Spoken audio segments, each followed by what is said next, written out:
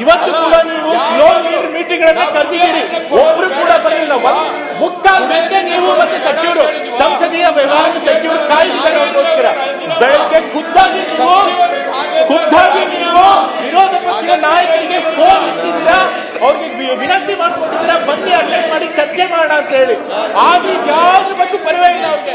ಇವ್ರಿಗೆ ಸದನ ನಡಿಬೇಕಾಗಿಲ್ಲ, ಜನರ ಸಮಸ್ಯೆಗಳ ಬಗ್ಗೆ ಚರ್ಚೆ ಮಾಡ್ಬೇಕಾಗಿಲ್ಲ, ಬರೀ ರಾಜಕೀಯ ಮಾಡಬೇಕು.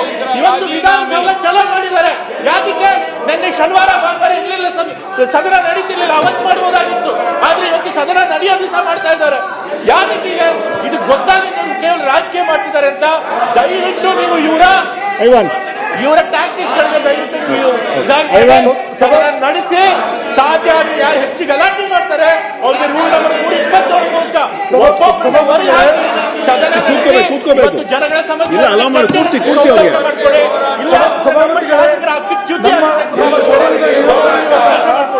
ನಮ್ಮ ಸದನದ ನಿಯಮಾವಳಿ ಪ್ರಕಾರ 327 ಸದಸ್ಯರು ಕೆಲಕಾಲ ಸದನದಿಂದ ಬರದಂತೆ ತಡೆ ಹಿಡಿಯುವುದು.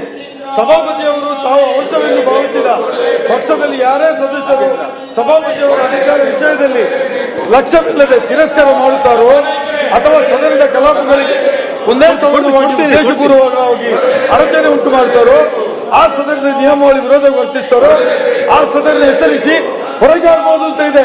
ನಾನು ವಿನಂತಿ ಮಾಡ್ತೇನೆ, ಅವರು ಹೊರಗೆ ಹಾಕಿ.